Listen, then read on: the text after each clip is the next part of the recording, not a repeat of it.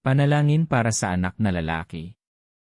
Panginoon, lumikha at Ama ng lahat, lumalapit po ako sa iyo ngayon nang may pusong puno ng pasasalamat dahil sa pagpapala ng pagkakaroon ng isang anak na lalaki. Siya ay isang mahalagang regalo sa aming pamilya, at ipinagkakatiwala ko siya sa iyong mapagpalang mga kamay.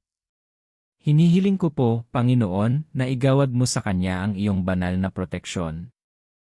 Ilayo mo siya sa anumang tukso, kapahamakan, masasamang impluensya, at sa mga taong may masasamang intensyon. Sa kanyang pag-alis at pagbabalik sa tahanan, maging tanggulan mo po siya.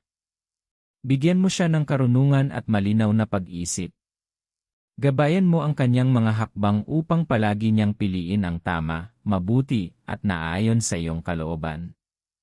Turuan mo siyang maging isang lalaking may paninindigan, integridad, at takot sa Diyos.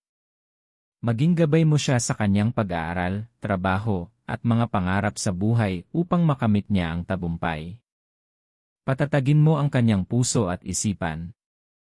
Sa mga sandali ng pagsubok, kabiguan, o pag-aalinlangan, ipaalala mo sa kanya na hindi siya nag-iisa. Bigyan mo siya ng lakas ng loob na bumangon muli at magpatuloy ng may pag-asa. Biyayaan mo rin siya ng isang malusob na pangangatawan at pusong marunong magmahal, magpakumbaba, at dumaing sa iyo. Ipinapanalangin ko na lumaki siyang isang mabuting ehemplo, isang mapagkakatiwalaang kaibigan, responsableng anak, at sa hinaharap, isang mabuting haligi ng sarili niyang pamilya. Ipinagkakatiwala ko ang kanyang buong buhay, kasalukuyan, at hinaharap sa iyong kalinga. Amen.